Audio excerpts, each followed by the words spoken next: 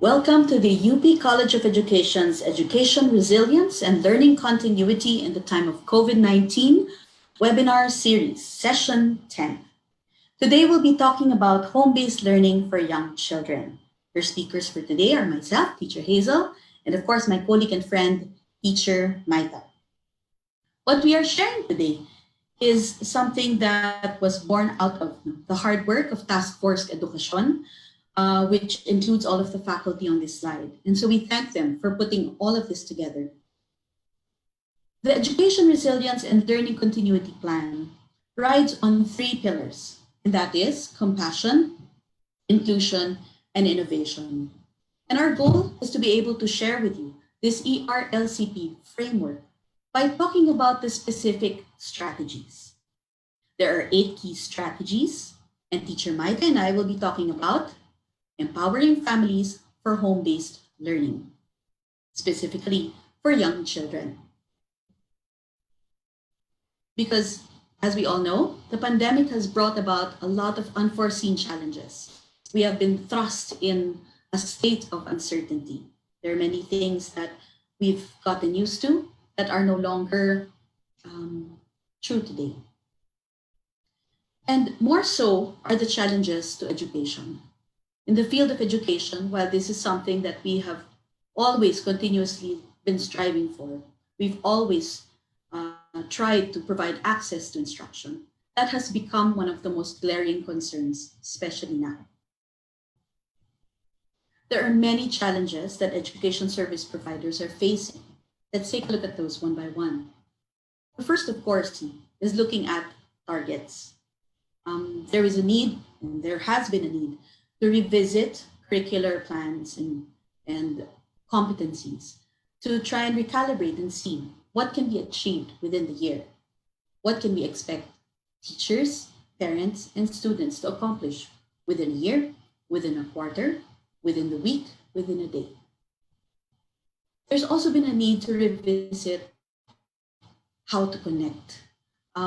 Given that there is a difference in distance, we're no longer as interactive as we usually are in classrooms. The dynamic and the rapport is different, and therefore it poses as a challenge to actually establishing that connection for learning. Another challenge is, of course, making materials, modules, resources available to parents, teachers, and students so that learning can take place. A lot of time has been spent trying to put these together. The question is if it will be ready in time, and also if it can be distributed to every learner. The other challenge, of course, is taking a look at efficiency. Are we able to provide teaching such that learning does take place? Another difference with education and the manner by which schooling is done before and today is that the venue of education is different. We no longer have classrooms for all of our students. The venue has changed. Instead of attending class in schools, students are now expected to have a shared space and learn at home. That is a challenge for our students.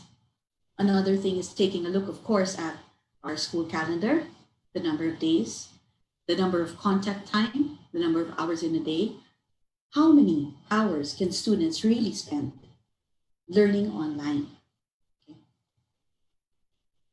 And of course, taking a look at the collaboration between all of the stakeholders, whether in the home, in the community, or in the school. How does that take place? How do we connect with each other? How do we provide support? And finally, another major challenge is access to technological devices that can bridge the gap for some.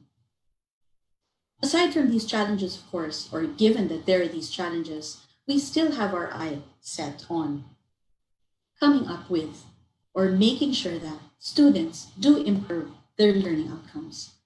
Bottom line is, we want children to be able to achieve what we have set out to achieve within reasonable parameters, of course, but we also want them to continue having that zest for learning and have increased engagement. We want them to be interested. We want them to be motivated. We want them to be active. We also want to be able to increase their awareness, not only of the content being presented to them, but how they themselves learn and how they can monitor their own learning and grow from there. We also want to increase efficiency all around, not just in terms of distributing materials or setting systems, but also in how we actually deliver the instruction as a team. And finally, we don't want children to forget that there should be always the love for learning. And so for today, we hope, Teacher Maita and I hope, to be able to talk to you about how to make sure that home-based teaching and learning can do that. Our topic for today is empowering families for home-based teaching and learning, and we hope to achieve the following objectives. You, the viewers, we hope will be able to recognize challenges to home-based teaching and learning, identify opportunities for home-based teaching and learning, determine the resources available to you for home-based teaching and learning, and of course, revisit the role of literacy in home-based teaching and learning. And so I present to you Teacher Maita.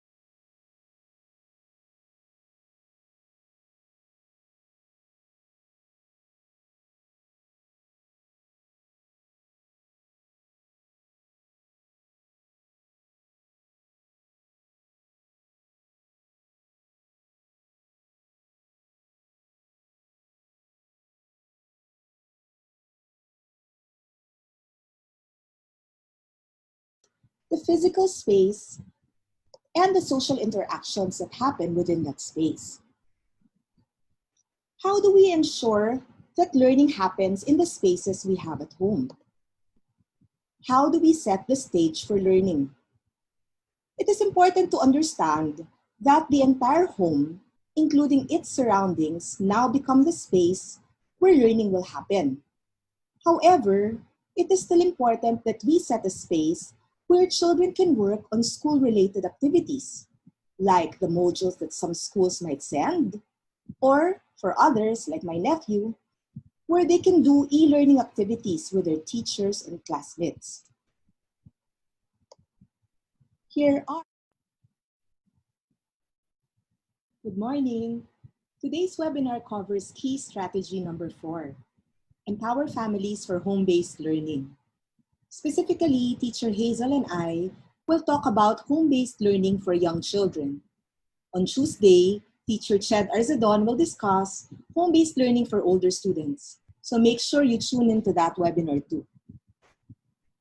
Last week, when I visited my brother and his family, I got to observe the trial run of my 8-year-old nephew's synchronous class. So nasa computer po siya at nandun din ang teacher at mga kaklase. Kasama rin ng karamihan sa kanila ang kanilang mga magulang. I asked my nephew afterwards which he preferred, learning while at home or learning while physically in school. He said he liked it at home because he did not have to rush through things when learning there. That's an interesting observation from an 8-year-old, and I'm glad that he saw it this early. Learning can actually happen at home. Before we go any further, it might be good for us to differentiate between homeschooling and home-based learning. Simply put, in homeschooling, it is the parents or tutors who both plan for and deliver the learning experiences to their children. In home-based learning, it is the teacher who plans for the learning activities guided by the school curriculum. Parents or other family members carry out activities that support their children's learning. These activities happen in the home learning environment. How do we define home learning environment? One definition goes that it is the combination of everything you and your family do and the spaces your child has access to that affect your child's development and learning.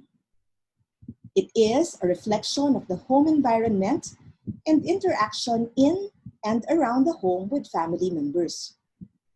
So in both these definitions, we see that the home learning environment comprises both the physical space and the social interactions that happen within that space. How do we ensure that learning happens in the spaces we have at home? How do we set the stage for learning? It is important to understand that the entire home, including its surroundings, now become the space where learning will happen. However, it is still important that we set a space where children can work on school-related activities, like the modules that some schools might send, or for others, like my nephew, where they can do e-learning activities with their teachers and classmates. Here are examples of learning spaces that some families recently set up for their children. This one shows a corner of their house where they felt the child can be most free from distractions. It's also interesting how they put schedules on the wall and even place activity sheets for every day of the week. So meron pong Monday up to Thursday. So maybe Friday is some sort of a free day. This allows for independent work to be done and frees the parents to do their work too. That's because we don't expect parents to be there with their child all the time while the child is learning. What we are actually striving for is independent learning. But we have to remember to gauge when a child is already capable of independent learning. We cannot do this immediately, especially if the child is still very young. The younger they are, the more scaffolding they might need from us. This is another example of a learning environment, but this time, the space that was utilized was outside the house. This allows for group activities to take place with other children. Also, it allows for children to do their work while family members are doing other home activities inside the house. We know for a fact that sometimes the inside of the house can get very busy, so that we have to have an alternative space where children can actually do their work. Of course, working with other children depends on health guidelines set for a particular locality. This is my nephew. This is what I mentioned a while ago. On the left picture, he's doing synchronous learning with his teacher and classmates. And on the right, he is doing asynchronous learning, meaning to say his teacher sent them a link to a video, I think it's on science, that they can actually watch on their own, at their own pace, and learn from it.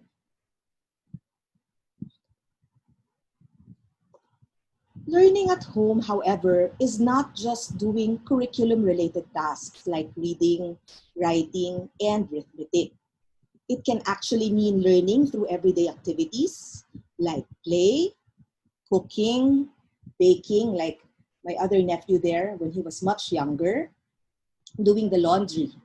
We will talk more about that later, but I'd like to lay it out this early for parents and other carers of children to see that they can certainly contribute something to their child's learning. It's also a good reminder for us teachers to include suggestions to parents on how they can turn their everyday activities into teaching moments that target certain competencies in the curriculum. Sana po hindi puro worksheets yung ibibigay sa mga bata. Mahalaga na mabigyan din natin ng mga halimbawa yung mga magulang kung paano pwedeng matuto ang mga anak nila sa pamamagitan ng mga gawaing ginagawa sa bahay.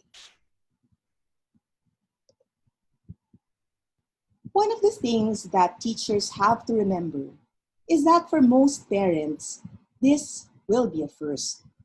Hindi po lahat ng mga magulang sanay magturo ng kanilang mga anak. At hindi lahat may oras para gawin ito. A lot of them will have their own jobs to contend with, in addition to the stress brought about by the pandemic. That is why we cannot expect parents to just drop everything and duplicate what we do in the classroom. That is not what this is all about. But they can definitely support their children's learning at home. But before this can happen, it is important that teachers encourage parents to think about what their home can offer in the learning situation. Who are the human resources available? It doesn't just have to be the parents. In our country, where there are households with extended families, parents might be able to elicit the help of uncles and aunts, lolos and lolas, and even the child's older siblings or older cousins. Collectively, let us call them the child's learning partners. In low-risk places where there are no active cases of COVID-19, we might even be able to find learning partners in the community to support our child's learning. The proverb, "It takes a village to raise a child," becomes even more true now. If you look at the picture in the middle, where you see a group of parents, mostly moms, who are gathered together and are watching something on TV, they're actually being trained so that they can do home-based learning with their children. It was a 3-day training that was set up by this learning center where I used to volunteer a long time ago. They asked me to do one of the sessions from my home in Pampanga. But there, it is a community, and I don't think there are so many cases of COVID-19 there. So you can actually ask the mothers probably to rotate if there is the facility for that when they teach their children. Having identified the people who can help with the child's learning at home, it is now important for them to realize that they truly have something to contribute to the learning environment. Let's start by finding out what the parents and the other possible learning partners are good at. Sigurado pong merong bagay na magaling sila. Pwedeng magaling sila sa pananahi, pwedeng magaling sila sa pag-bake, sa pag-farm, iba-iba pong mga kaya nilang gawin if we are just there to ask them. That is part of finding out more about the context of our students. The list can go on. I can just imagine the variety of answers that might come up if we ask them what they're good at. That means the learning partners could be experts in various fields. So let us capitalize on this. In home-based learning, what learning partners are good at would be a great starting point for teaching their children. So teachers, it is important for us to help our learning partners realize this. For instance, a co-teacher of mine said she learned about the phases of the moon when she was much younger from her father, who was a fisherman. He and his fellow fishermen would not go out to fish when the moon was full. It turns out that fish go to the deeper part of the sea when the water was too bright, because fish did not like light. It's harder for fishermen to go to the deeper part of the water to fish. I did not know that, but my co-teacher, she knew that back when she was in elementary, because her father was a fisherman. So when parents see that they can actually teach something to their children, doing home-based learning might not be as daunting as it was at first. Once we have helped parents get over the initial shock that they will be teaching their children in the next few months, hopefully few talaga, di ba? Teachers have to provide the necessary support to them.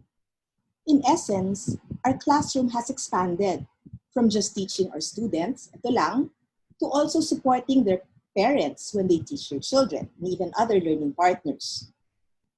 One of the very tangible support that we can give parents right now is to show them alternative ways of communicating with their children. We have to admit, there could be times when parents might get frustrated when teaching their children. Halimbawa, ayaw gawin yung pinapagawa sa kanila, or hindi pa natututunan yung lesson kahit gaano na tinuturo ito ng kanilang mga magulang. Now, it becomes a cycle. Children get frustrated too. And it will be difficult to make learning happen if we are constantly frustrated with one another. I found this book by Adele Faber and Elaine Maslish entitled How to Talk So Kids Will Listen and Listen So Kids Will Talk to be very helpful when communicating with children. It was actually introduced to me by my very first employer when I started teaching preschoolers and I had no inkling whatsoever how to teach. This book contains comic strips showing not so effective ways of talking to children and then presents alternative ways of doing so. Some years back, I asked the painting teacher in the elementary school where I used to teach, Teacher Jeric Sadulio, to render similar comic strips. I'll be showing some of these to you now because if you're a teacher listening to me, I think you can use these in dealing with your students. You can also communicate these alternative ways with your students' parents. So let's look at the first comic strips. So here we find the child trying to open a jar. His mom seems to feel that he cannot do it yet or that it would take him too much time to do it. So she'd rather do it for him. She offers to open it herself. However, the question is, if parents are always ready to do things for children, how will children learn to do things for themselves? Let's look at the second picture. Because in this picture, the mom acknowledges that the task is quite difficult. However, she does not end there. She teaches the child how he can actually accomplish the task. Giving choices is important, especially when we want children to cooperate when you're doing home learning activities. Choices make children feel that their opinion matters. It's also easier to get them to do something like a task at home if they know that this is not imposed on them, that they have a choice about it. So, for example, you're doing your child or you are working with your child at home, maybe you can ask the child, what do you want to work on right now? Do you want to do something on math or do you want to do something on reading? Magagawa naman po yan within the day. But the child, knowing that you are giving him a choice, feels more empowered and feels probably more excited to do it because he or she was the one who chose what to do.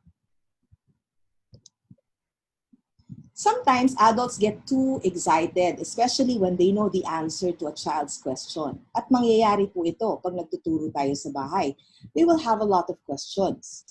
In this case, the father is so excited to tell the child where rain comes from.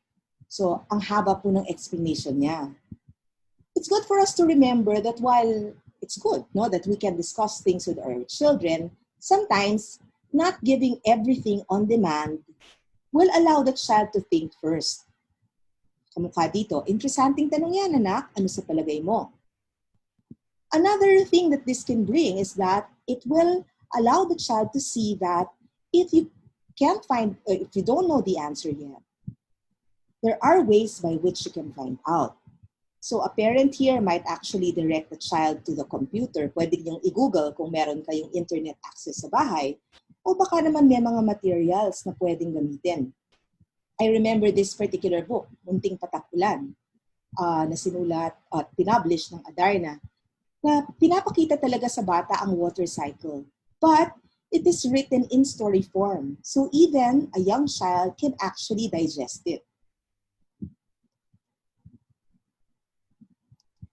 Ito po yung bata ay nagsulat sa dingding. Threats, as in the case of the first picture, should not be our only resort when a child does something that we do not approve of.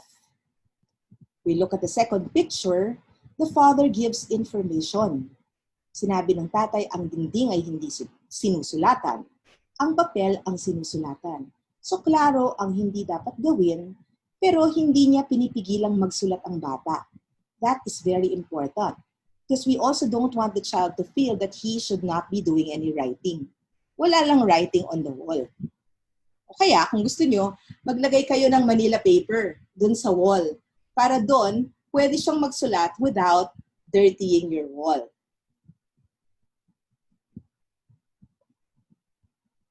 Parents should not be afraid of voicing out their feelings to children. Dapat malaman ng bata kapag may nagawa siyang hindi tama. Katulad dito sa larawang ito.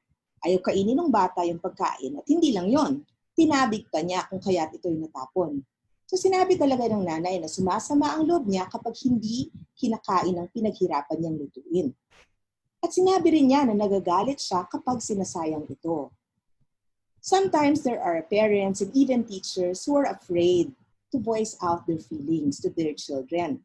Minsan natatakot sila, naku, baka matroma ang bata. Pero hindi naman po kasi meron namang tamang paraan ng pagsasabi nito. Kasi bahagi po ng trabaho natin sa pagtuturo sa mga bata ay hindi lang yung pagtuturo ng subject areas like science, math, reading, araling panlipunan. Bahagi po ng pagtuturo natin sa kanila ay matutunan nila kung ano ang tamang pag-aasal. At hindi naman po talaga tama na tabigin ang pagkain na pinaghirapan ng yung nanay. Pero hindi po dito natatapos. At the same time, children should be given a chance to right a wrong. So bigyan sila ng pagkakataon, isa tama ang nagawang mali. Kasi hindi naman din dapat matapos dun sa pakiramdam ng bata na palagi na lang mali ang nagagawa ko. Kasi kung meron naman palang pwedeng magawa para maitama ito, sana tayo pong mga adults ay maturuan din natin ang mga bata.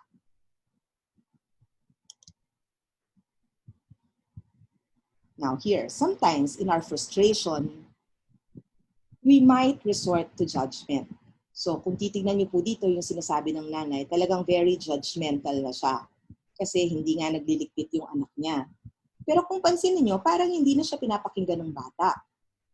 Look at how describing the situation calmly can actually get the child to cooperate more compared to yelling at him or judging him.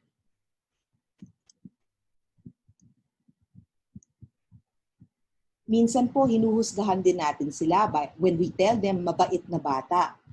Kasi kung minsan, iniisip ng bata, bakit ako mabait? Alam niya na meron siyang nagawang hindi rin tama. Maybe the child cleaned the room. But in this case, sabi niya, sa sarili niya, hindi ako ganun kabait. Itinulak ko si ate kanina.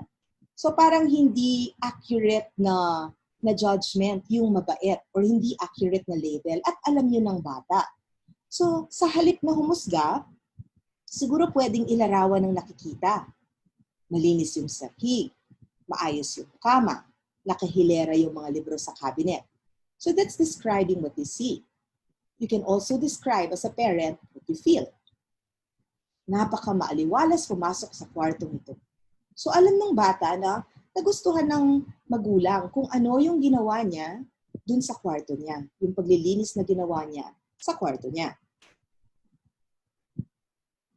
Ito, meron naman tayong magulang na pinapagalitan yung mga anak at ang dami niyang gustong, ang dami niyang sinasabi, pero ang gusto lang talaga niyang ipahiwatig ay magsipilyo na kayo. So kung minsan, kailangan nating maisip na sa halip na gumamit ng maraming salita, pwede namang isa o dalawa. And it might make the children do the job or do the task more than if we gave so many words. Minsan kasi pag masyado ng maraming salita, medyo nag-tune out na rin yung bata. Ayaw nating mangyari yun. Ito po ay mahalaga, no? Bilang magulang, bilang guro, bilang magulang na magiging guro, no? Tandaan ang halaga ng pakikinig. Remember the importance of active listening. So dito po, nagkukwento yung bata na hinampas siya ng kaklase niya. Tapos tinatanong niya yung tatay niya kung nakikinig sa kanya. Yung tatay ay nanonood ng TV. Yan po yung ginagawa ng marami ngayon. Lalo na syempre, no, nasa bahay ka lang. Ano ba yung gagawin mo no, na paglilibang? Pero ito, humihingi ng atensyon yung bata. Gusto niya magkwento. And children know if we are listening to them or just faking it. Nanonood ka lang eh. Sabi niya.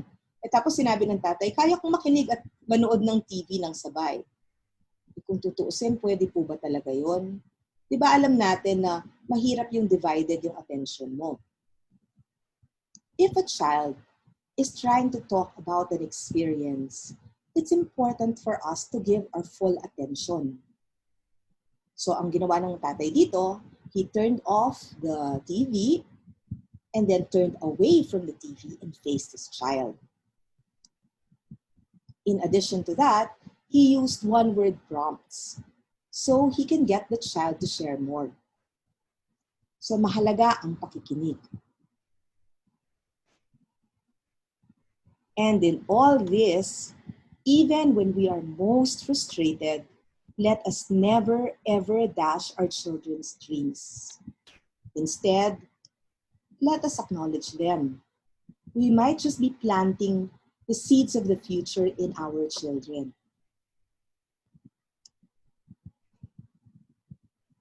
So yun po, yun yung mga bagay na pwede nating gamitin sa sarili nating pagtuturo at ituro din sa mga magulang para mas maging kaiga-igaya na karanasan ang pagtuturo sa kanilang mga anak. Now teachers, it's also important to make sure that the lines of communication are open so that the parents can contact you whenever they need support. If they find it difficult to teach certain competencies to their children, help them find ways to make their children understand. If there are certain behaviors that they don't know how to curb, maybe they can talk to you so that you can give them some advice on it. Marami na rin po kayong karanasan dahil ang dami yung mga, in a sense, pinalaking mga bata na parang pangalawang magulang na rin kayo ng mga batang yon. That is one of our roles now. If there is a friend that parents can phone, let it be you. Now, aside from talking about alternative ways of communicating with children, teachers have to help their learning partners determine and create teachable moments within the context of their day-to-day activities. So ano po ba ang teachable moment? Ito po ay event or experience which presents a good opportunity for learning something about a particular aspect of life. We probably cannot expect our parents or learning partners to be always looking at the most essential learning competencies for children. But of course, if they want to do that, fine, no? That's very commendable. But what we want them to see is that there are home activities that may actually be used to target certain competencies. Sometimes there is just a need to extend the activity a bit.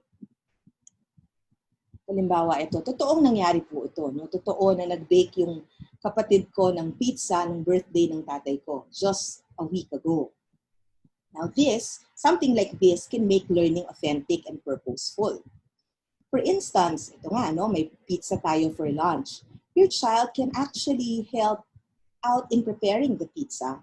So, ano yung pwedeng matutunan ng bata doon? Pwede niyang matutunan ang measuring of the ingredients. Math activity po yun. Pwede niyang gawin ang isang literacy activity like reading the recipe and following the directions step by step. But more than that, this can be an opportunity for you, pagluto na yung pizza, no, to teach your child about fractions. In quarter 3, week 2 of grade 1 math, under the most essential learning competencies, the learner is expected to visualize, represent, divide the whole into halves and fourths. So if you had a pizza, which you divide into 2 equal parts, you can tell your child that 1 out of the 2 equal parts is called 1/2, or 1 piece out of 2 equal pieces. Now, if you have another pizza, or even the same pizza, and now you divide it into 4 equal parts, if you take 2 pieces out of the 4 equal parts, that is called 2/4, or 2 out of 4 equal pieces. So, mas nagiging konkreto po sa bata kasi kitang-kita niya. Diba ang cool nun? Nakakain ka na ng pizza, natuto ka pa ng fractions. At kitang-kita pa na pareho pala ang 1/2 at 2/4. Na kung minsan ang hirap intindihin kung puro numbers lang ang nakikita mo. Kailangan visual to, kailangan merong something tangible. Now, in grade 4 math, if we look at the MELCs, the learner is expected to visualize addition and subtraction of similar and dissimilar fractions. So, if you have a grade 1 child and a grade 4 child, you can be teaching them 2 different concepts about fractions using the same pizza. Another way of making sure that learning happens at home is when we create meaningful conversations. Here are some ways by which we can make meaningful conversations with our children. We can talk about what interests the child. So kung meron pong tao na may alam sa kung ano ang bagay na nakaka-interest sa bata, yung magulang yan. Yung magulang kasi kasama mo yung anak mo, no? Day in, day out sa bawat araw. So mahalaga na gamitin natin yung alam natin tungkol sa kung ano ang interest nila para ito ay mapag-usapan. We can also relate to what the child already knows. Mahirap pong makipag-conversation tungkol sa isang bagay na wala tayong kaalam-alam. Kahit tayong adults, no, karanasan natin yon. So kung magulang tayo, siguraduhin natin na kung halimbawa kakausapin natin yung anak natin, alam natin na meron ng kahit konting kaalaman ang anak natin tungkol dito.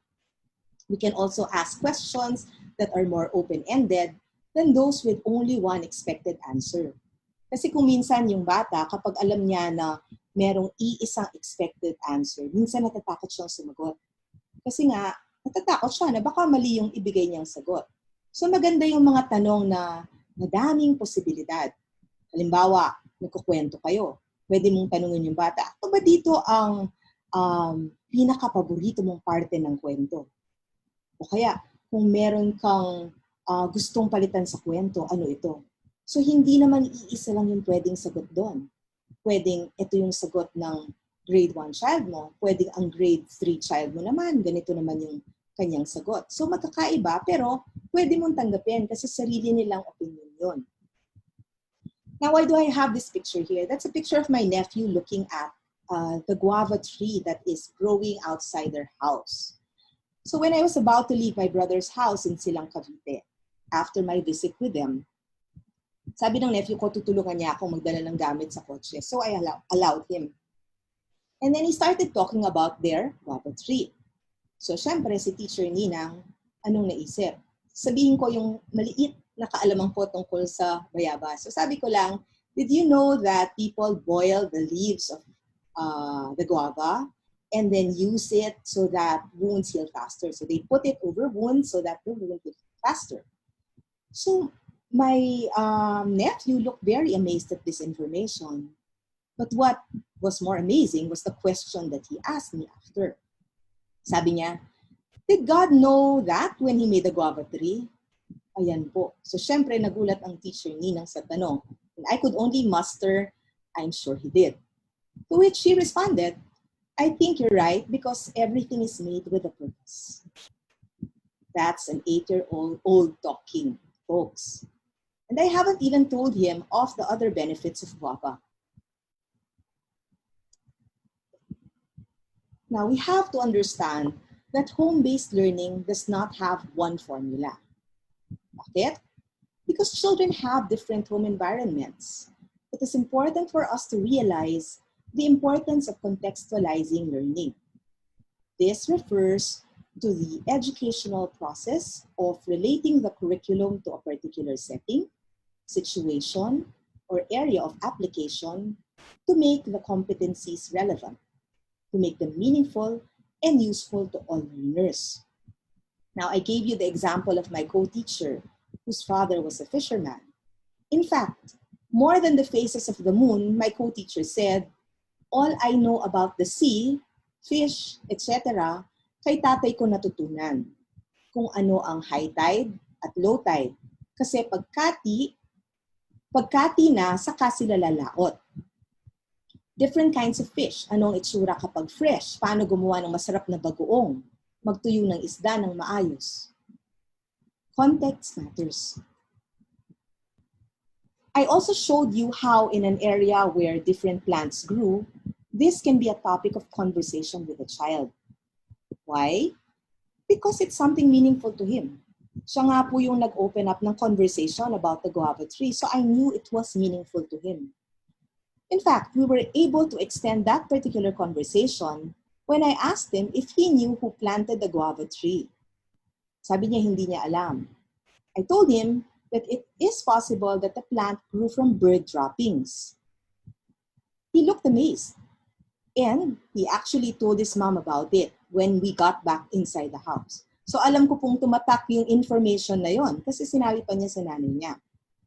Now, if I wasn't about to go back to Manila then, we probably would have checked Google to see the other ways by which birds help disperse seeds.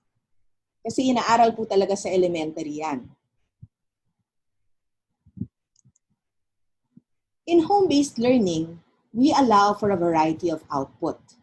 There are different ways by which a child is able to show competencies such as this one, for example. Naiisa-isa ang mga katangian ng mabuting pinuno. Naku, mahalaga pong ituro natin yan sa mga bata ngayon pa lang, as early as grade 2. Hindi ko nasasabihin kung bakit. Now, there is a child who might just simply enumerate them, and that's fine. Another child may make a poem or write a song with the different characteristics forming part of the lyrics. Meron naman po isang bata, pwedeng sabihin niya, magaling ako mag-drawing eh, so ito-drawing ko na lang kung ano sa palagay ko ang katangian ng isang mabuting pinuno. Still another may choose to dramatize this. Tingnan niyo po yung bata dyan na parang naka-superhero costume. Baka iniisip niya na ang mabuting pinuno ay parang superhero dito sa totoong buhay. So another child might even go as far as differentiating what a good leader is from a bad leader. So kita niyo po yung iba-ibang output na pwedeng may pakita ng bata para dito sa competency na ito. Pero lahat ng mga yon ay pwedeng tanggapin because they show that the child is able to understand this particular competency. In all this, let us remember that this is a new learning situation that children and even learning partners are faced with. And that can be a stressful experience for both. That's why it's important to make learning as fun as possible. Help parents think of games they used to enjoy when they were younger. Katulad niyan, siguro marami sa atin ang nakapaglaro ng piko dati. So dito po sa pangatlong picture, yung student teacher dyan, gumawa siya ng parang board na may piko. Okay, so naglagay siya ng square kung saan aapak yung bata. Kasi tinuturuan niya yung bata dyan ng beginning reading. So meron siyang very short sentences na nandoon. At pag tumuntong ang bata sa isang square, kukunin niya yung nakasulat doon at babasahin. Pero pwede natin gamitin yan sa ibang bagay. Halimbawa, nagtuturo tayo ng skip counting sa math. Pwedeng sabihin ng bata sa bawat hakbang or sa bawat talon niya, 2, 4, 6, 8, 10, and so on. Pwede rin naman kung tinuturuan pa lang natin ang mga bata ng beginning sounds nila, pwedeng maglagay dyan ng mga larawan ng iba't ibang mga bagay. At sabihin mo lang sa bata, can you tiptoe to the object that begins with the M sound? Or can you hop to the object that begins with the S sound? So doon po nakikita na yung merging, na pag-merge yung physical education, so may pagtalon-talon, may pagtipto, may movement activity na nangyayari, pero na-merge siya dun sa iba't ibang curricular activities na pwedeng gawin ng bata o na dapat gawin ng bata. Dun sa unang larawan, meron tayong box dyan na may mga bilog at sa loob ng bawat bilog ay nilagyan ng mga gamit. Mga gamit na may iba't ibang mga texture. So, if you want to guess what the child is learning there, I think some teachers can already guess that the child is learning about adjectives there. So, ipapasok niya yung kamay niya, hahawakan niya yung object doon, at susubukan niya pong i-describe. Ilalarawan niya batay sa kung ano ang kanyang nararamdaman. Pwede rin namang mga bagay na ipapatikim sa bata, ipapaamoy sa bata for teaching adjectives. So marami pong possibilities. In the middle picture, yan po ay anak ng isa kong co-teacher. Minsan, merong isang tipaklong na ewan namin kung paano nakapasok dun sa office namin. Pero kitang-kita niyo po sa larawan na yung bata ay talagang parang natuwa at na-interest dito sa tipaklong na ito. So that can actually be a moment wherein we can teach the child to learn about grasshoppers. So pag kung merong mga ganyang learning na nangyayari sa loob ng bahay, mas magiging katuwa-tuwa ang pagkatuto. Hindi lang sa bata, pero pati sa atin na katuwang nila sa kanilang pagkatuto.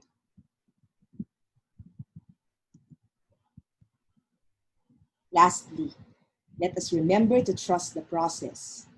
Matututo po ang mga bata. Kailangan lang nating magtulungan, mga magulang at guro, upang may sakatuparan nito. Bahagi din ng pagtitiwala sa proseso ay ang pagtanggap kapag may kailangang baguhin sa ginagawa. So yung feedback po. And this goes both ways. So dapat yung parents nagbibigay ng feedback sa teacher, yung teacher nagbibigay din ng feedback dun sa mga magulang. Kaya, makinig po tayo sa isa't isa. At, mga guro, kailangan din siguro na tulungan nating mapanatag ang loob ng mga magulang na kung meron silang hindi na ituro sa kanilang mga anak, gagawa at gagawa tayo ng paraan para matulungan ang batang matutunan ito. Maraming salamat po. I now turn you over to Teacher Hazelle, who will talk to you about a very important topic and one that's close to my heart. Learning literacy at home.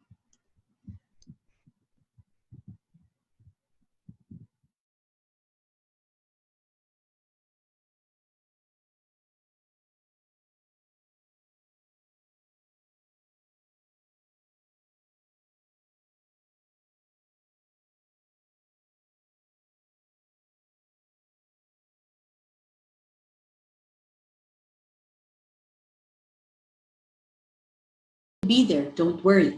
Let's take a look at what a lesson might look like. So, taking a look at literacy learning, okay? Sa tingin niyo po ba, mga magulang o mga learning partners natin sa bahay, posible bang makapagturo ng literacy mula sa iyong tahanan? Kaya po ba natin yon? Ang tingin ko ay, oo. kayang-kaya natin yan. Let's take a look at how to do that. Ang isang complete reading program ay may ganitong mga bahagi. Ang program na nagtuturo ng pagbasa ay yung developmental reading programs natin at kasama po dyan ay ang beginning reading program. And in the middle, as you can see, merong purple portion dyan and that's content area reading. Pag sinabi natin content area reading, kasama po dyan yung sinasabi natin pagbasa sa math, araling panlipunan, health, all subjects.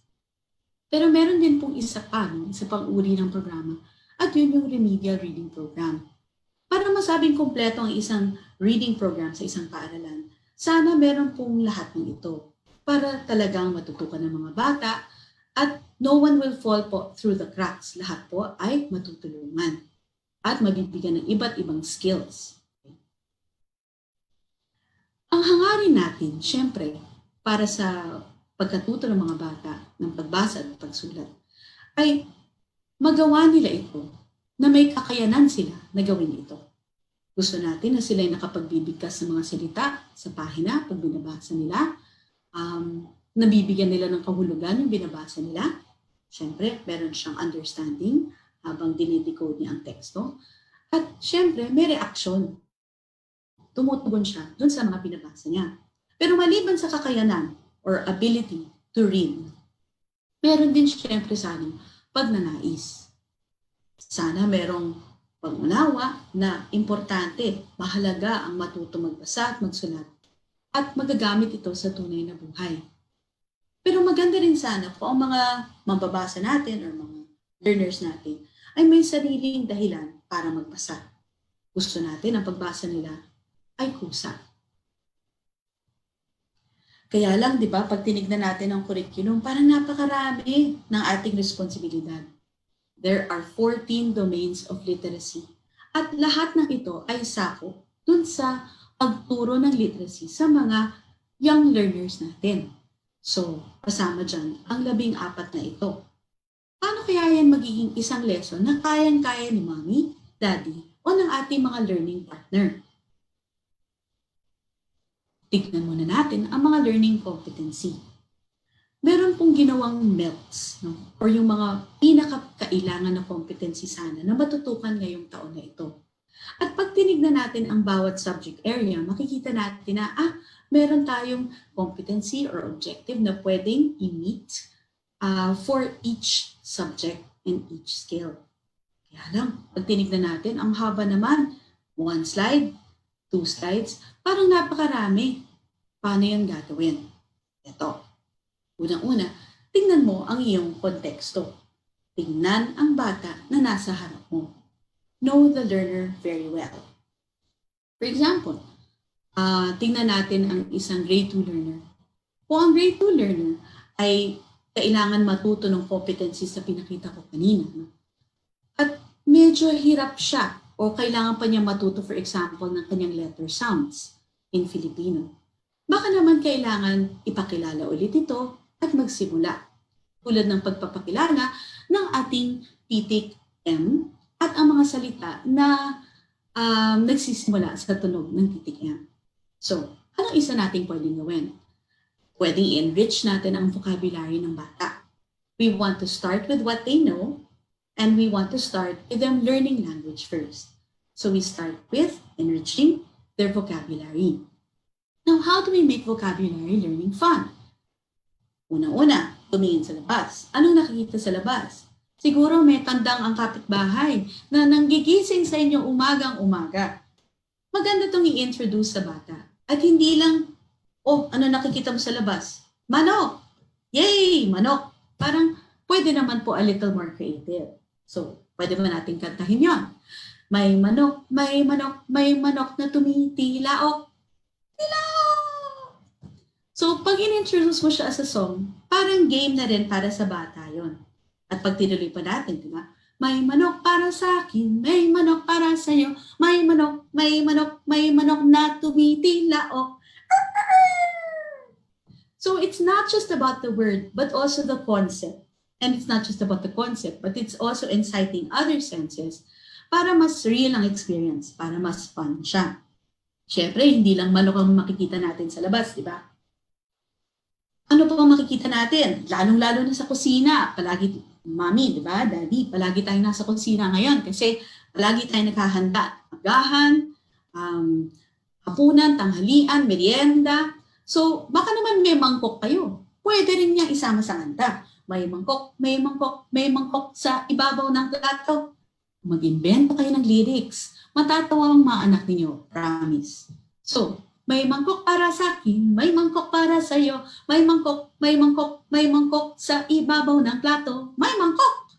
So that way, nauulit-ulit rin yung salita at matatandaan ng bata. Ano nga ba yan? Isang mangkok.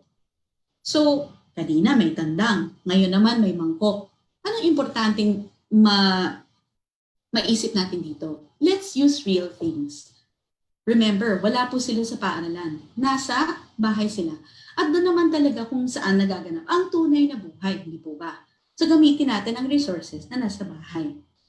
Ngayon, baka naman hindi lang mga salita ang kailangan natin matutunan, pero pati rin ang pakikinig sa tunog ng letter M. Paano siya magbabago? Pwede nating ilagay, instead of saying may mangkok, may mangkok, may mangkok, may mangkok sa ibabaw ng plato. Para that way, natatandaan nila na pag nakita nila ang simbolo ng letter M, madidinig dapat nila sa kanilang isip ang At magagawa rin natin yan para sa ibang titik. Tulad ng tubig. May tubig, may tubig, may tubig sa loob ng bahaso. Tandaan, hindi po ito pantig binibigkas, kung hindi mga tunog mismo ng bawat titik. Bakit? Yan ang building blocks para siya ay makatuhog ng iba't ibang tunog ng titik para makabuo ng isang salita. So, anong kailangan tandaan? Start from where the child is at. Kung kailangan mo niya reviewin yan lahat, matagal-tagal na rin po siyang hindi pumasok. Baka makatulong po yan. At gawin mo nating masaya ang pagre-review na yan. Ngayon, meron pa bang ibang salita na pwedeng gamitin? Sa kusina, umiinom ng kape si tatay at si nanay. May tasa, may tasa, may tasa para sa mainit na kape. Okay. I think you got the drift. So pagkatapos natin i-introduce ang vocabulary at tinignan natin ang mga tunog ng bawat titik, ano nang sunod nating gagawin? Siguro kailangan mahanap natin siya sa isang salita. Kailangan alam nila kung saan mahahanap ang isang tunog sa isang salita. Ang tawag po doon ay phonemic awareness. Pero bago tayo umabot sa phonemic awareness, kailangan conscious tayo kung ano yung nadidinig natin. Ang tawag po doon ay phonological awareness. So, anong mga bagay-bagay na pwede natin gamitin sa bahay na pwedeng exercise para malaman natin kung ano nga ba ang mga tunog na kailangan ko himayin at ano ang mga titik na kakabit ng bawat tunog na ito. Sa bahay, meron ba kayong tabo? Sigurado kung meron kayo niyan. Walya? Medyas? Mani? Ay, paborito ko yan, mani. Mangga? Tasa? Tali? Mangkok? Kung meron kayong mga bagay na ito lang ay pwedeng likumin o ipunin sa isang lamesa. At yan ay activity na o gawain na maaari nating gamitin para masort ng mga bata o mahiwalay nila kung alin ang mga salitang nagsisimula sa tunog na t at alin ang mga salitang nagsisimula sa tunog na Tingnan nga natin. Paano natin maibubukod ang mga ito? I'm sure alam niyo naman po, no? So, pag binukod ng bata, ganito ang maging itsura niya. Magkakasama ang mangga, mani, mangkok at medyas, at magkakasama ang tuwalya, tali, tabo at tasa. Hindi kailangan bumili ng high-tech na gamit. Kailangan lang alam natin kung anong nandyan na maaari nating gamitin para sa tinuturo nating kakayanan o kasanayan. So, nakailan na tayo? Marami-rami na rin. Tingnan nga natin, anong susunod? How else can we teach literacy? What other domains can be covered? Okay, pag natutunan na natin kung ano ang mga salita at kung ano ang tunog ng bawat titik na ito, Pwede nating ituro ang forma, malaking titik M, maliit na titik M, malaking titik T, maliit na titik T. At bigyan ng mga bata or ang ating mga learners ng mga keyword para matandaan nila na T ay para sa tabo at ang tunog nito ay T. M ay para sa mani at ang tunog nito ay Anong mahalaga sana dito? Na mabigyan natin sila ng pagkakataon na mapagsama-sama ang iba't ibang pamamaraan para matandaan ang impormasyon. Para pag nakalimutan nila kung paano isulat o makalimutan nila ang tunog, may babalikan sila. Ngayon si teacher na ang bahala siguro na magbigay ng materyales, mga poster, mga pwedeng idikit sa pader. O kung hindi man, pwede kayong gumawa. Kasama ang mga estudyante o mga anak ninyo sa paggawa ng mga materyales na ito. Remember, keep them active. When they're active, they learn. Pag alam na natin na may kasanayan na sila sa pagkatuto pagdating sa pagbigkas ng mga tunog ng mga titik, pwede natin gamitin ang kaalaman na yan para magturo kung paano magbasa. Magbasa muna ng pantig at ipagsama-sama ang mga pantig para bumuo ng salita. Ang susunod na ibabahagi ko sa inyo ay ina-assume na po natin na alam na nila ang tunog ng at ng iba pang mga titik.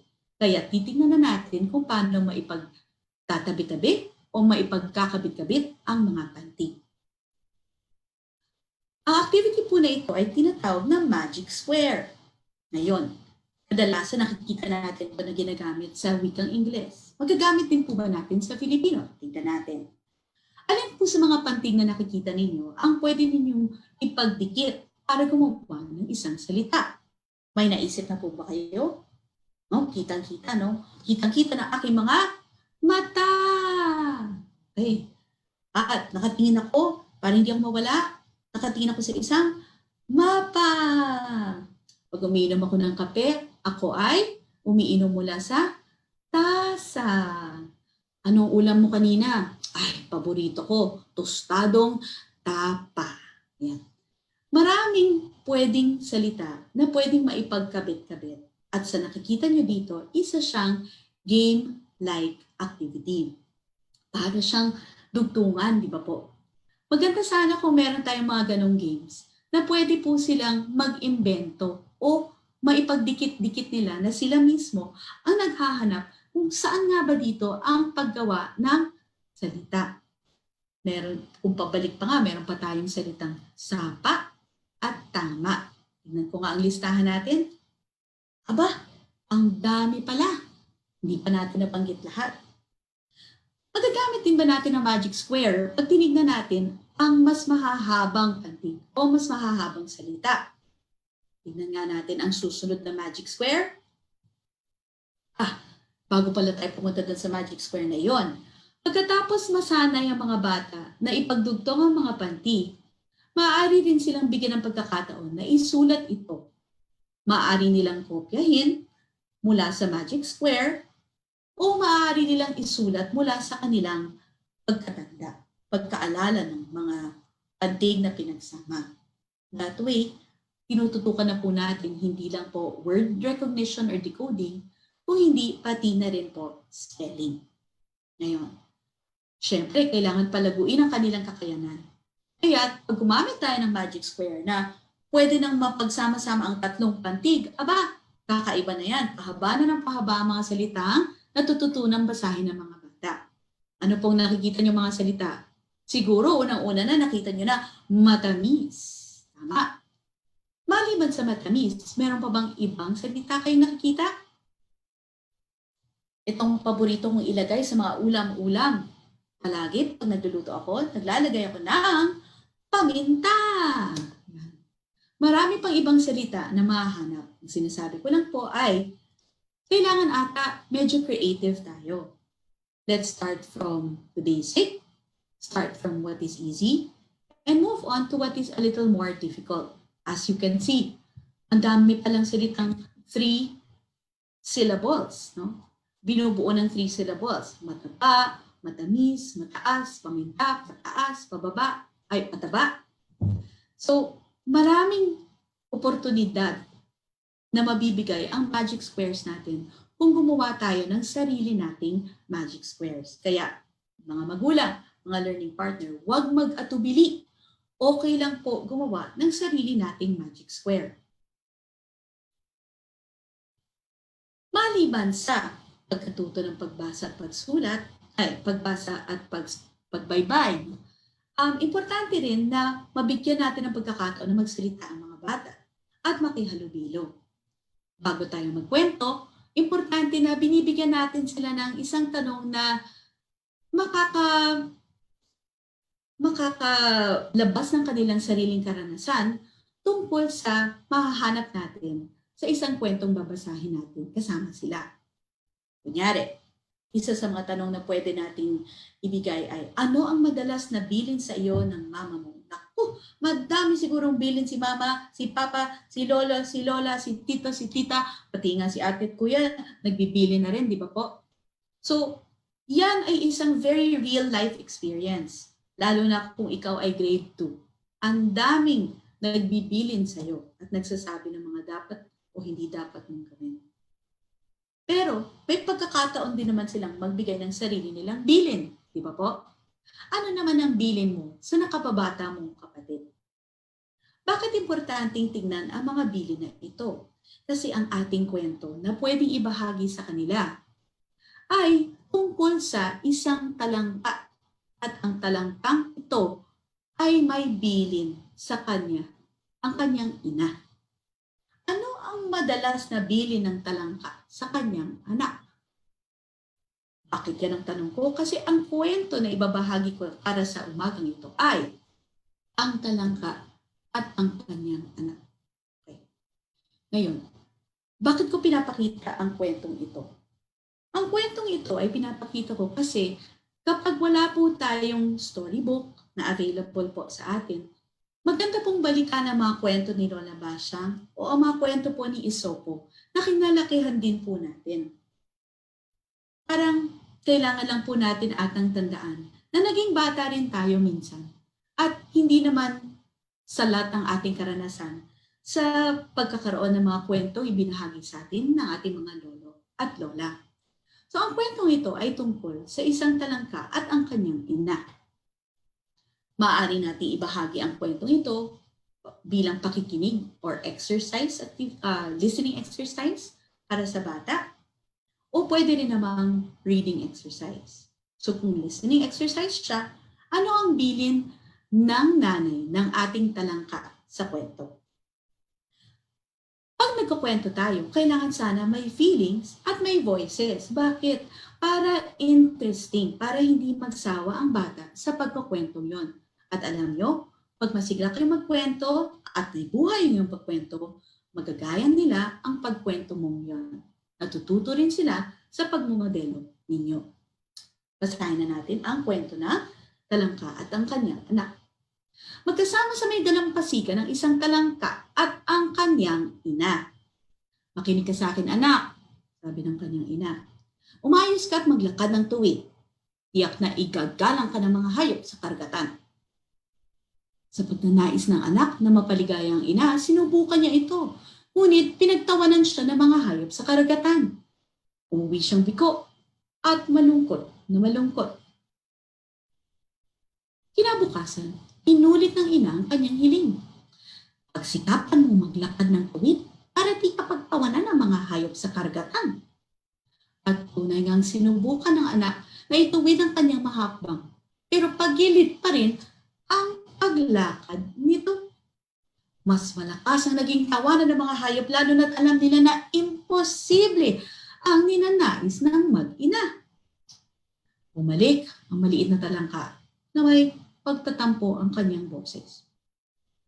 Gusto ko naman pong matuto, pero palagi po akong nabibigo sa bawat pagsubok. Maaari niyo po bang ipakita sa akin kung paano maglakad ng tuwid? Sige, panoorin mo ako, anak, ang sabi ng ina. Tumayo siya ng tuwid diretso ang tingin at buong pagmamalaking nagsimulang maglakad. Laking gulat niya nang mapansin niya na pagilid din pala siya kung maglakad. Kahit anong subok niya, hindi nagbago ang kanyang paghakbang. Lumapit sa kanyang ina ang maliit na talangka at sinabayan niya ito sa paglakad. Napangiti silang mag-ina. Ang mga pabula, tulad ng mga kwento ni Isoko, ay madalas mayroong tinatawag pong moral lesson sa ilalim. Tunay ngang hindi maibibigay ang hindi pa napapasa atin. Pero may iba pa ba tayong ideya na makukuha mula sa kwentong ito? Opo. Ang kailangan lang natin gawin ay tignan ang buong kwento o balikan ang buong kwento. Ngayon, bago tayo tumuloy sa reading or listening comprehension portion, meron pa bang mga salita na medyo nahirapan kayong bigkasin o posibleng mahirapan ng mga batang intindihin? Huwag matakot. Pag may nabanggit kayo na mahirap na salita, asahan ninyo, tatanungin naman ng anak ninyo o ng batang kaharap ninyo, ano po ang dalampasigan? At yun ang pagkakataon ninyo para ipaliwanag ito. Naiintindihan namin na hindi po teacher ang lahat ng magulang.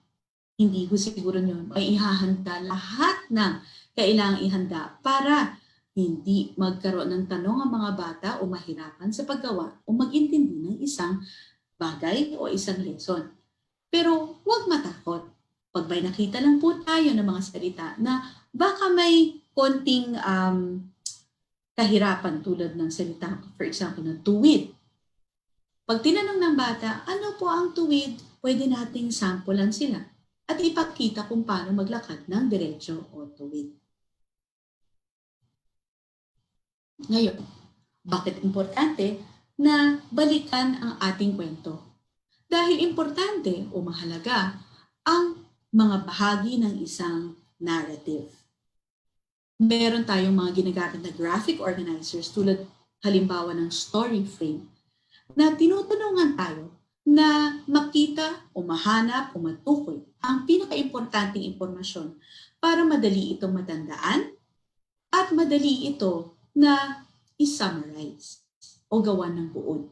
Halimbawa, story frame. Madali lang to kasi meron lang siyang 5 detalye na hinihiling sa tagapakinig o sa nagbasa ng kwento. Unang-una, sino ang bida sa ating kwento? Yung maliit na talangka. Anong gusto ng maliit na talangka? Gusto niya na mapagbigyan ng kanyang ina at makapaglakad ng tuwid. Pero, hindi niya ito nakakayanan o hindi nagagawa ng tama o ng tulad ng gusto ng inay niya. Kaya, nagtanong na siya kung paano nga ba maglakad ng tuwid. Sa wakas ng ating kwento, nauunawaan ng maliit nating talangka na hindi talaga sila ang uri ng hayop na naglalakad ng paharap kung hindi pagilid. Ngayon, isa lang yan sa mga pamamaraan para mabuod natin ang isang kwento. Minsan, maganda rin naman na meron tayong mga nakalakip na tanong. Ang maganda nga dyan, habang pa nga tayo'y natutupi ng mga damit-damit natin pagkatapos maglaba, pwede rin tayo magtanong, sino nga ba yung bida ng ating kwento? Yung maliit na talangka. Ano nga ba gusto ng maliit na talangka? Pwede nating isabay ito sa ginagawa natin. Pero pwede rin ipakita natin na nakikinig syempre tayo, gaya ng sinabi ni Teacher Alta. Pero ang maganda po dito ay nasasabay po natin siya sa pangkaraniwang buhay. Pwede po natin siyang ikabit, hindi lamang sa lesson, pero ikabit sa tunay na pangyayari. Halimbawa, anong nararamdaman niya pag pinagtatawanan siya? Tayo rin po ba ay napagtawanan na dati? Yan po ay isang karanasan na pwede natin pag-usapan. At ang kwento ang nagbigay daan para mapag-usapan ito. Ngayon, bakit sumubok ulit yung talangka? Anong pagkakataon natin dito? Mapag-usapan ang resilience na pwede tayong sumubok kahit na tayo ay nahihirapan. Ano ang natuklasan ng mag-inang talangka? Ang kanilang pagkatalangka. ang paglalakad ng pagilid. Ano kayang naisip nilang gawin? Tanggapin ang kanilang pagiging talangka? At pwede nating balikan din yung tanong na binigay natin bago tayo nagbasa ng kwento. Ano ba yung mga bilin? Kasi yung bilin ni nanay, di ba? Ang bilin niya ay maglakad ng tuwid. Kayo sa bahay, ano ba yung mga bilin sa'yo ni nanay? Ano ang bilin mo sa kanila? Sa mga nakababata mong kapatid. Ito rin ang mga pwedeng pag-usapan.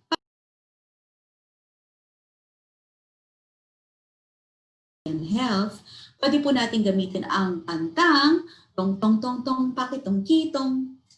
I know, alam nyo yan. Okay? At dahil music lesson ito, pwede rin nating gamitin ang competency o tutukan ng competency about rhythm. Ano yung rhythm doon? Tong tong tong tong pakitong kitong alimango. Pag art naman, pwede nating tingnan yung patterns of lines. Isa sa mga competency ay yung pagtingin sa mga pattern na going up and down. So pwede tayong gumawa ng artwork na gumagawa ng tubig under the crab. Pwede rin po mag-hand paint ng crab na may googly eyes on top. At pag PE, pwede naman tayo habang kumakanta ng tong-tong-tong pakitong-kitong, ay pwede rin tayong mag-crab walk patalikod.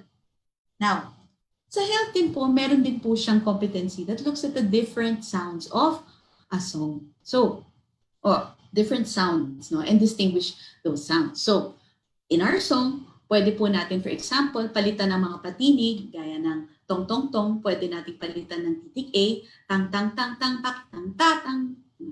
Or pwede natin gamitin ang letter E, teng-teng-teng-teng, pakiteng-keteng. Okay? So that we can distinguish differences in the vowel sounds. Pwede rin ba natin ito ma-relate sa math? Oo. Actually, pag nag-google po kayo, ang makikita nyo mostly ay picture ng mga bumibili ng talangka para lutuin o kunin yung crab paste. No? Yung buying of talangka, pwede ho natin gawing addition and subtraction problems. Pwedeng operation, pwede rin word problems. So, marami ho tayong magagamit based on the story that we already used for reading and listening comprehension. Now, paano naman kung maglalaan tayo ng panahon para magbigay ng expository text? Now, for young children, wala pa masyadong expository text na available, but there are some small books that are coming out that are trying to look at real world topics. For example, ito, Crab in the Sea. Gumawa lang po ako ng halimbawa para dun sa mga techie moms and dads. Pwede rin po kayong gumawa ng sarili ninyong libro based on photos that you find online. Ito po ay Crab in the Sea. Crab, sand, crab on the sand,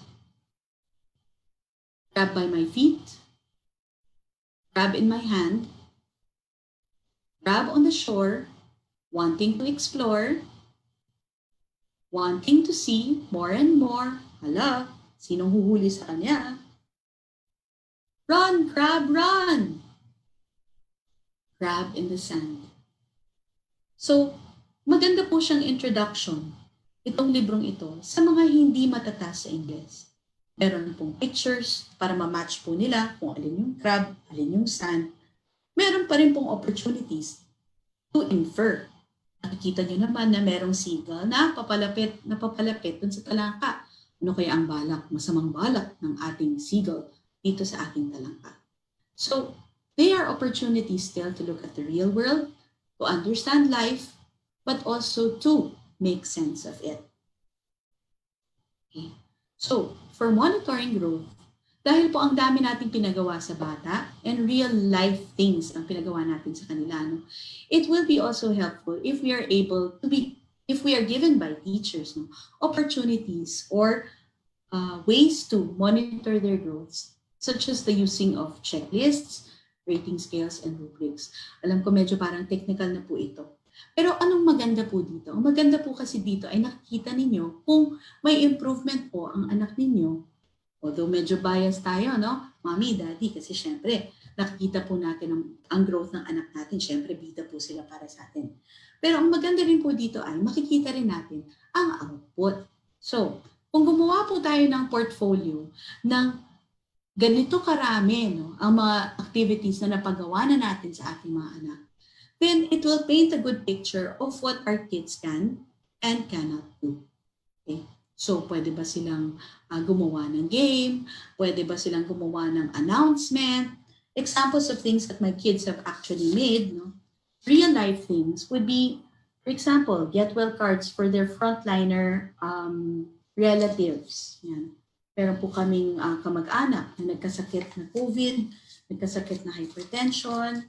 Meron din pong sending letters to cousins. So, authentic po yan. Ano ibig sabihin ng authentic?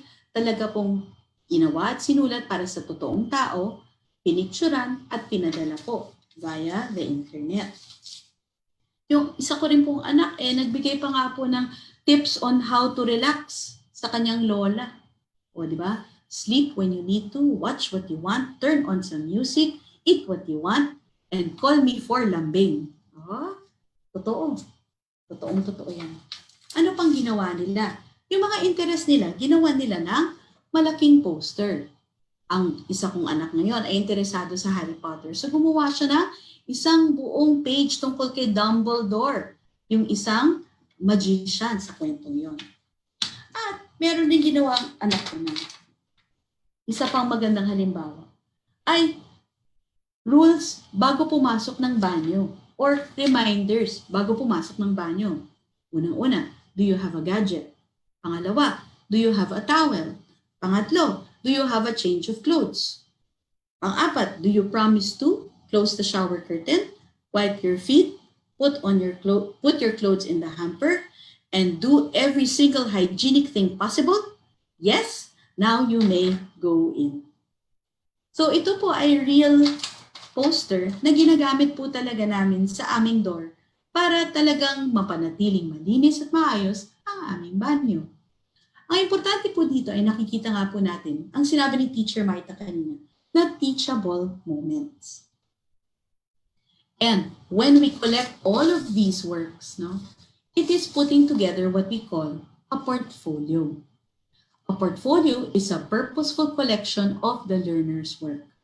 So, maganda kung meron siyang napipili mula sa mga gawa niya na masasabi niyang proud na proud siya at gustong-gusto niya i-keep sa kanyang folder or portfolio. Hayaan silang mamili kung alin ang pinaka mag-showcase ng kanilang skills. Have children or students collect. Okay? Have also children look at their work and reflect. Gaya ng ibang mga bahagi dito. Meron pa bang pwedeng mas pagandahin? Baka pwedeng pag-aralan ulit ang pagbaybay ng isang salita.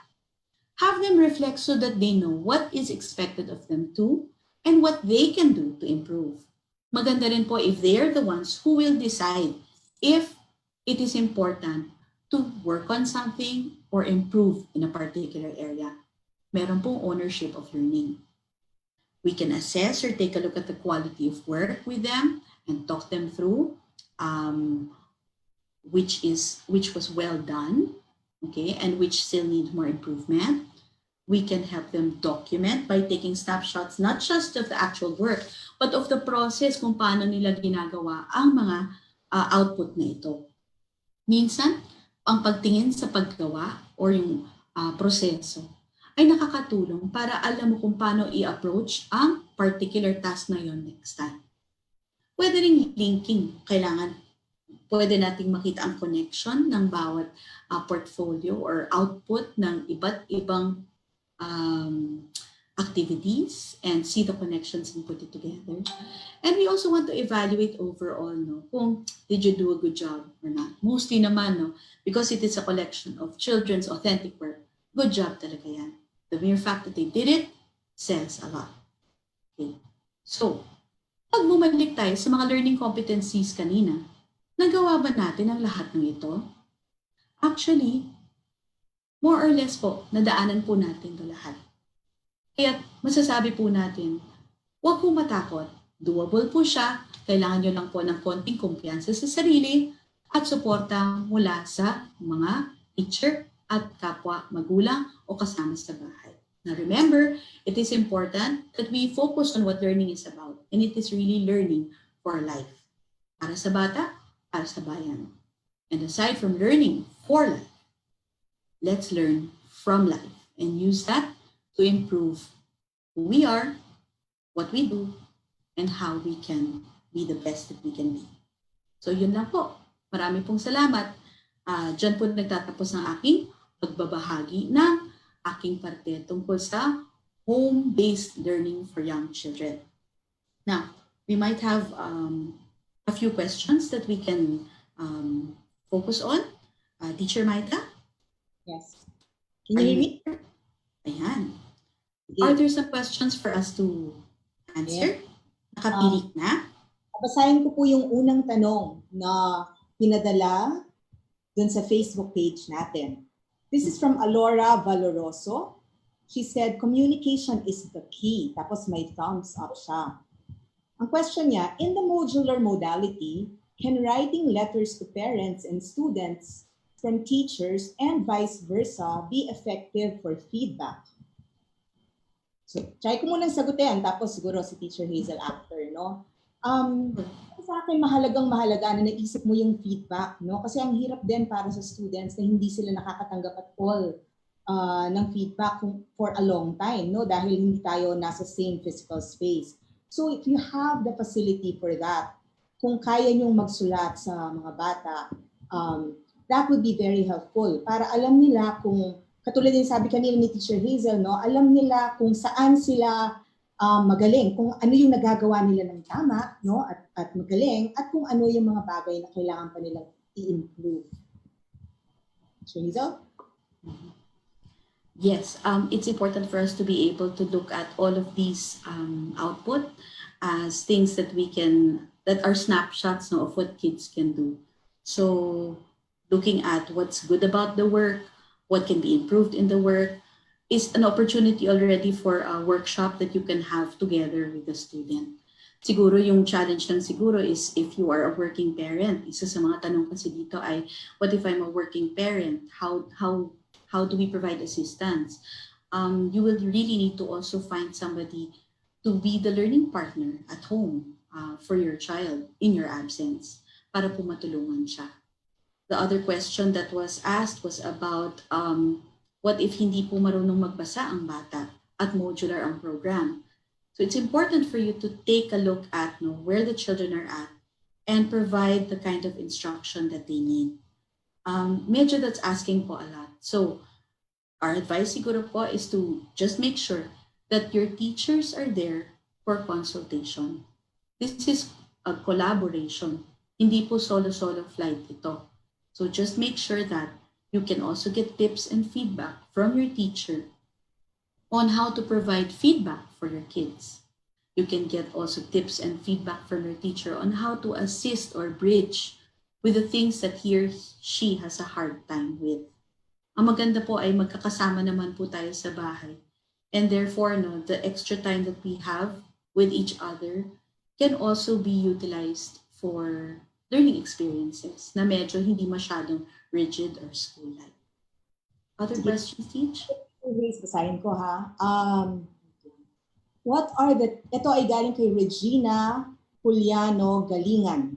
What are the tips and tricks to improve the child productivity during home-based learning? Sige. Siguro ako, mahalaga naman yung productivity really, but we have to also make sure, parang keep it at the back of our minds that hindi lang po tayo mag-focus dun sa product. We have to focus also on the process. So halimbawa, nakita natin na hindi pa nakukuha ng masyado ng bata yung isang lesson, patuloy po natin ituro. Kung halimbawa sa math at may mga mistakes siya sa problem solving, siguro pwede natin pag-usapan kung paano, kung bakit naging mali yung pagkakasagot dun sa tanong. Parang yung proseso ay mahalaga. Mahirap po kasi kung nagmamadali lang tayo na kailangan makompleto natin lahat dun sa most essential learning competencies. We have to make sure that the process is there because children learn a lot from the process. Yung product po ay sa huli na lang talaga yun. Mahalagang yung proseso. One question here focuses naman po on how can we help our struggling and reluctant readers at home. So one of the things po is to be able to access reading materials at home. If there is an opportunity for you to access books, of course, yun po yung ideal. Unang-una, meron po sanang modules na mabibigay po ang school ninyo that you can work with and work on. Tapos po, there are commercially available books. Meron pong pwede pong i-order online or pwede rin pong mga free books that are digital in format that you can find on YouTube or on websites that are offering their titles for free for a limited time. So you can access po those books and take advantage of that when they're available.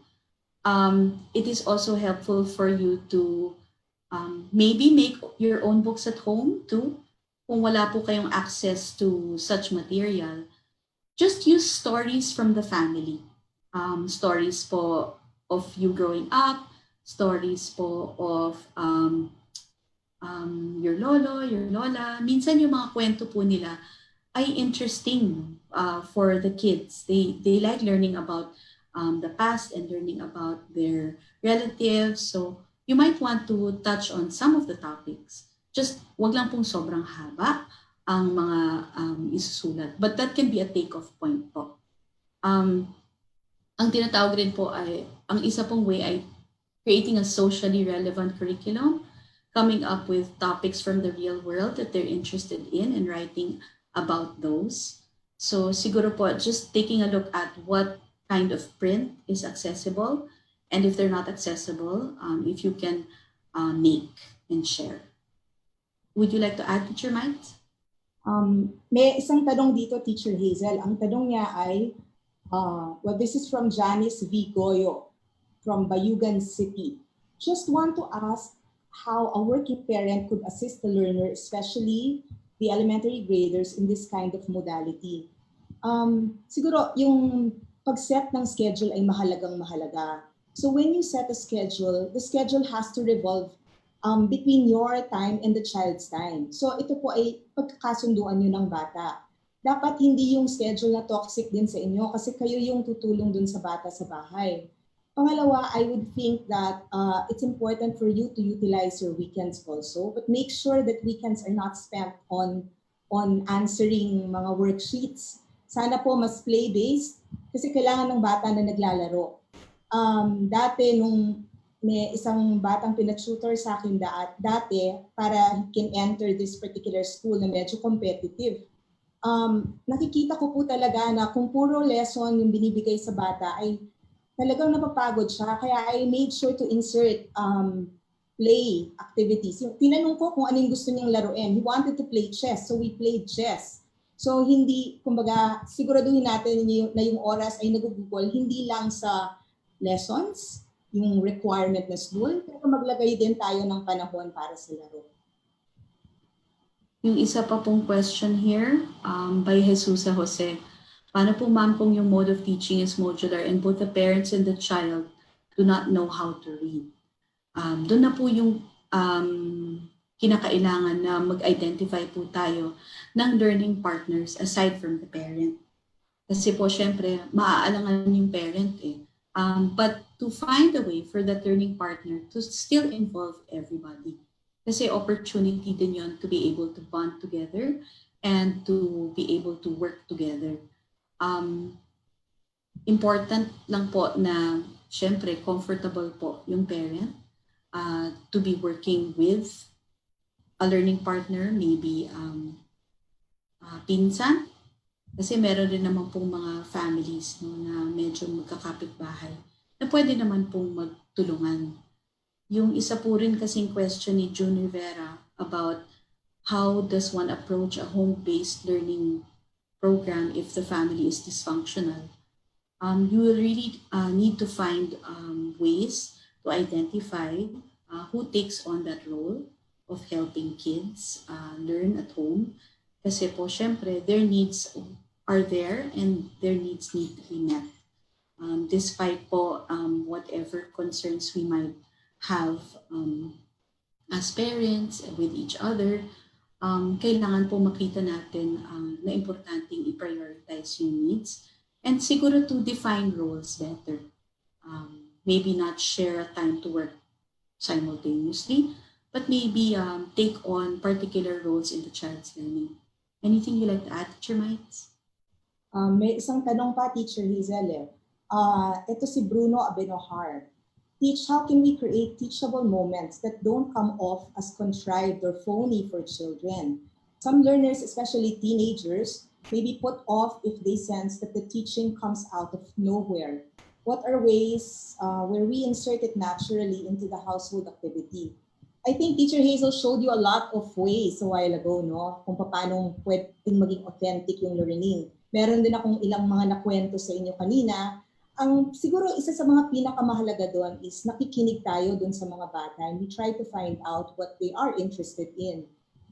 Ito for teenagers, pero pag-uusapan pa to ni Teacher Ched sa Tuesday kasi older learners naman siya. But I would think, just like in teaching young children, we have to capitalize on their interests. So kung ang teenager mo sa bahay ay mahilig sa pop music, alamin mo kung ano yung pop music na yon. Baka pwede niyong pag-usapan when it comes to a topic on poetry. So siguro ganon, make it as authentic as possible.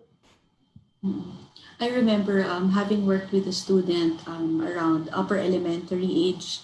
We really looked into the songs of Michael Jackson, John Lennon, Taylor Swift, Katy Perry, and really looked at the lyrics and tried to look at messages that they have for the youth. So I think that just finding the right match of material to student, getting to know them so that you're able to make that match is key. May isa pang question, Teacher Hazel. This is from Reginald Marcelo. How can we teach the young ones about the sensitive topics in science? Ano kayang sensitive topic yon, Teacher Hazel? And how we deal with it to be able to inspire them and able to put a smile on them to learn more. Hindi ko maisip kung anong sensitive topic for younger learners. Ano kaya answer? Pero kung, go ahead, teach. But if it's sensitive topic for older learners, marami akong naiisip, pero I think that will be something the teacher said might be able to talk about on Tuesday. Kaya make sure to tune into that webinar po. Yes, tamang-tama. We have session 11 with Teacher Ched, which will focus on home-based learning for older children. So I think that's all the time that we have. We thank everybody for having listened to our webinar for this morning. We hope that you were able to take away a lot. And if you have any questions, please feel free to contact us through the UP College of Education. So, maraming salamat from me, Teacher Hazel, and me, Teacher Maita. We both hope that you enjoy learning with your children. Maraming salamat po.